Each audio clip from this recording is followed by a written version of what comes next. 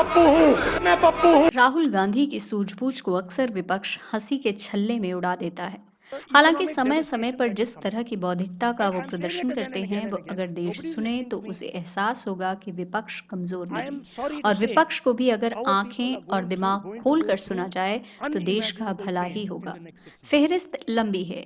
11 महीने पहले की ही बात है जब राहुल ने कोरोना और इससे पड़ने वाले प्रभाव पर कुछ कहा था, जो आज सच साबित हो रहा है। देश की अर्थव्यवस्था ट्रैक से उतर चुकी है और सरकार को जद्दोजहद करनी पड़ रही है। कोविड से पहले मैं कह रहा था और अब मैं कह रहा हूं कि 100% आर्थिक सुनामी आ रही है। और मैं सरकार से कह रहा हूं, हर रोज कह रहा हूं कि आप प्रिपरेशन करना शुरू कर दीजिए। सरकार कोई प्रिपरेशन नहीं कर रही है, बस मतलब वही यहाँ पे मतलब वही अपने मतलब उल्टी सीधी बातें करते रहते हैं। मगर जो फंडामेंटल प्रिपरेशन करनी है हिंदुस्तान को डिफेंड करने के लिए, प्रोटेक्ट करने के लिए, जो राष्ट्रवाद की बात होती है, वो नहीं हो रहा है। और मैं दुख से कह रहा हूं कि यहाँ पे ऐसा इकोनॉमिक झटका पड़ने वाला है कि करोड़ों लोगों को नुकसान होगा, दुख पहुंचेगा करोड़ों लोगों को।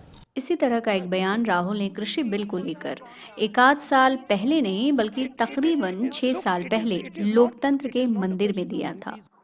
बयान नहीं, ये संसद में उनका भाषण था जिसमें उन्होंने फार्म बिल्स को लेकर किसानों की आगामी दिक्कतों और कॉरपोरेट प्रेम की साठ गांठ को जाहिर किया था। बात होती है फाइटर प्लेन की बात होती है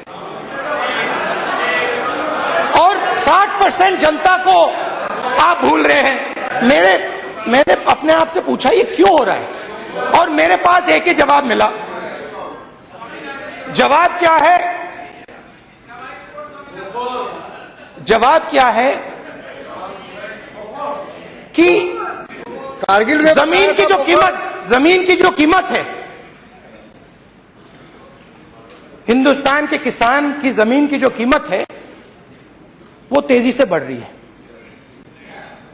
और आपके जो कॉर्पोरेट दोस्त हैं वो उस जमीन को चाहते हैं।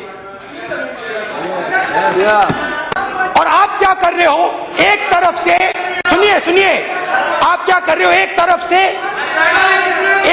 से किसान को, मजदूर को आप कमजोर कर रहे हो, और उसके बाद जब वो कमजोर होगा, जब वो खड़ा नहीं होगा अपने पैरों पे, फिर आप उसको अपने ऑर्डिनेंस की कुल्हाड़ी मारोगे।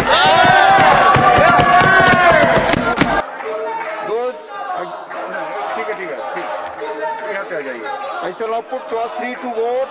Those in favor will please raise their hands and say aye. Those against will please raise their hands and say no.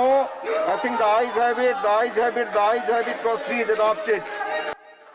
आज हालात कुछ अलग नहीं हैं। ये बयान दर्शाते हैं कि राहुल गांधी कमजोर नहीं हैं। पॉलिटिकल समझ उनमें है जिससे किसी और को फायदा हो ना हो, देश को भविष्य में नुकसान कम से कम नहीं होगा। सत्ता विमर्श ब्यूरो की रिपोर्ट।